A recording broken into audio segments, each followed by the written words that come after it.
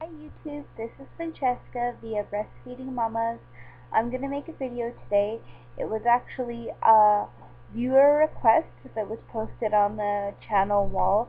The question was, how do you, or what are some good ways to prepare for breastfeeding while you are pregnant? So I apologize that I'm doing this on my webcam. It's not the best quality, but I have some notes on the computer, and this way I can just reference them really easily. So let's get started.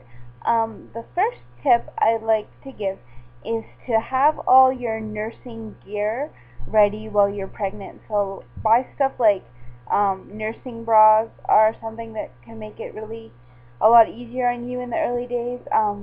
Breast pads, because you will have a lot of leakage in the beginning. Hot and cold packs can be helpful for plugged ducts and also for engorgement.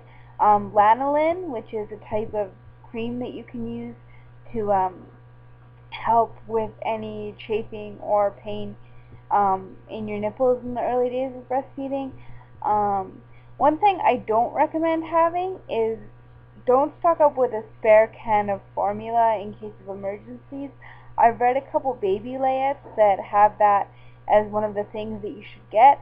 I don't recommend that because if you're having trouble in a moment of weakness, it's a lot easier to make the formula if you have formula there. If that's not something that you want to do, it's better just to not have it. In the event that there's an emergency, there's lots of 24-hour Walmarts or convenience stores that have a little personal needs section with formula or something like that. But I don't recommend having that on hand just because it's easier to use it if it's there. Also, bottles and a pump if you intend on pumping. Some people don't like to pump until their baby gets a little bit older. I always liked to pump with both my kids as soon as my milk came in because I found I had a lot of milk. Until my supply regulated, I had more milk than I needed, and I didn't want that to go to waste, so I did pump in the early days. Also, the milk in the early days is very colostrum-y, and I would pump it, and then I gave it to both my kids about a month later when they got their first colds, because the colostrum is full of all the antibodies and all that stuff to boost their immune system. So another suggestion that I have that you can do while you're pregnant is to read books about breastfeeding, and I did talk about this a little bit in my last video, but I have a couple titles that I've heard are good, or I've glanced through myself, or I've had friends recommend.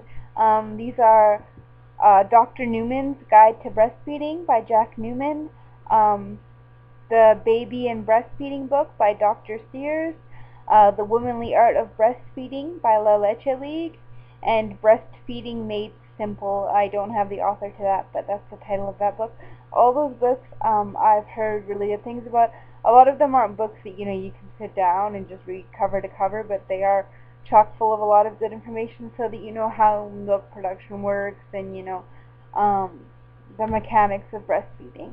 Another thing I have is to tell all the important people in your life, like your husband, your mom, close friends, about your breastfeeding wishes so that they're able to provide support for you and also be on board with your wishes. If you have your mom staying with you for the first couple days, she might say something like, oh, you go take a nap and I'll just give the baby a bottle if, he gets hungry. And as well-intentioned as that might seem, that might not be the best idea if you're trying to get breastfeeding on track. So if all important people in your life know about your wishes, they can, make sure that they are able to provide encouragement and to do things in accordance with what you want for your baby.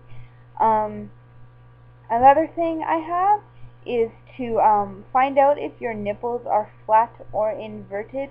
Your doctor can tell that really easily. Flat nipples are pretty common, and inverted nipples, true inverted nipples, are actually pretty rare. But it is a good thing to know about while you're pregnant, because sometimes those things can change once you start breastfeeding, but sometimes they won't. And there are things that you can do to help the baby draw out the nipple into his mouth and to help the baby if the baby has a difficulty latching onto your nipples. There's breast shells that you can wear to try to draw your nipple out, or if the baby's having trouble latching, you can also use a nipple shield in the early days. So that's something to look into. Um, Another thing I have written down is to consider things that may affect breastfeeding before you actually breastfeed. And I'm sort of talking about labor and delivery in this sense. For example, if you do choose to get an epidural as pain relief during labor, it might seem like a really good idea at the time, but it's a good idea to educate yourself in that can make it more difficult for some women to breastfeed. It has been documented that epidurals can hinder breastfeeding success. Not to necessarily say that they will. I had an epidural with my first baby and everything was, fine with her breastfeeding, but it can make the baby more sleepy and, make it harder for the baby to take to breastfeeding right away, which is always something that you want. So it's just a good idea to sort of educate yourself about how those things can affect breastfeeding.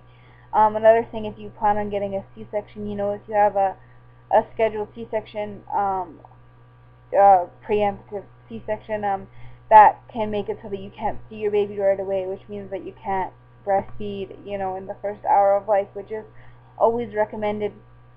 So it's just a good idea to look into all of your choices before you breastfeed, during labor and stuff, and make sure that you're making the choices that you want to for optimal breastfeeding success. Another thing I have is to collect your resources. For example, lactation consultants, breastfeeding clinics, doulas, stuff like that. Collect all those numbers and all those resources before you actually have your baby while you're pregnant. Talk to people that have used lactation consultants if there's anyone that they recommend, and find out the breastfeeding clinics in your area, so that in the event that you do have problems breastfeeding, you have those numbers close at hand and you can seek out help more quickly if there is a problem. And also to tell your obstetrician or midwife that you intend on breastfeeding and that you'd like to do so as soon as possible.